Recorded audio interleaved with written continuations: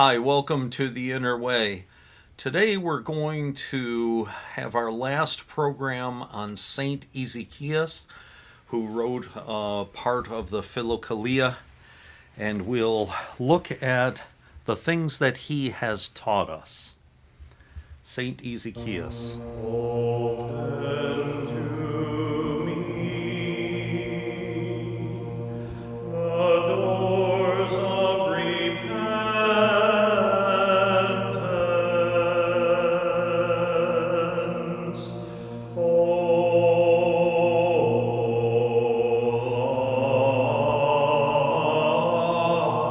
Life giver.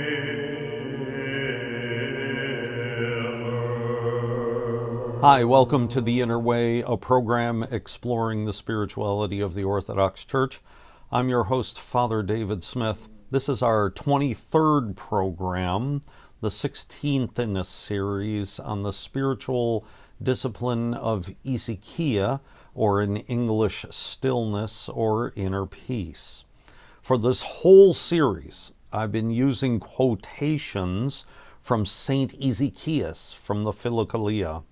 Since his name itself means stillness, Saint Ezekiel, it seems appropriate for us to use his advice as a way to seek and find the way of stillness, to find a way of achieving inner peace.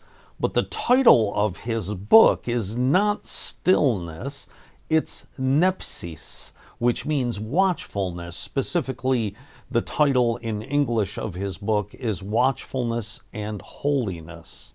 So, how does watchfulness relate to stillness? Well, I'll tell you. Watchfulness is the practice of the continual awareness of the attacks of demons. It's similar to attentiveness, with the difference that attentiveness focuses on God and watchfulness on the demons. Both spiritual disciplines are born of the same attitude, which is vigilance, and this attitude is the fuel of stillness. Vigilance is the fuel of stillness. I spoke about these words by using the illustration of hunting in the program entitled The Four Words. Stillness, that is Ezekiel, was the last word, the last discipline, the one you practice when you have the equipment, when you've practiced how to shoot, and then when you've gone to the place you need to be. But what if you're not prepared and you go hunting anyway? What if your clothing is not good and you're cold and miserable while traipsing around in the forest? What if something you want to bring home comes into range, but you can't shoot straight, and so you end up just making a lot of noise and wasting ammo? I'm saying that one of the things St. Ezekias teaches us about stillness, the reason I've spent so much time looking at it, is that it takes effort. Stillness is not easy. Stillness is not something that's done now and then, but forgotten most of the time. It's something that takes more effort than simply occasionally getting away from it all, or listening to some nice music, or watching a movie on TV, or going for a walk. That's not what stillness in the Christian tradition means. When I say that vigilance is the fuel of stillness, vigilance is the fuel of stillness, I say it because of my own experience with the Jesus prayer. When I say my morning prayers, perhaps I decide that I'm going to say 300 Jesus prayers, which I don't always have time to do, but that's my default setting, 300. I know that the greatest challenge I'm going to have is to keep my mind from wandering.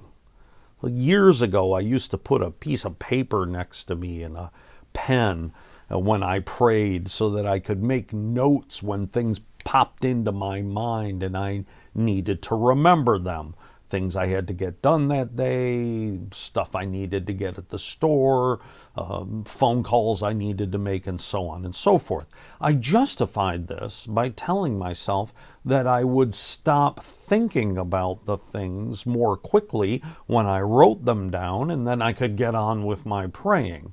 No, this is a bad idea. It was a bad idea then, and it's still a bad idea today. My prayer time became a kind of like a morning staff meeting for me and myself to decide what needed to get done that day.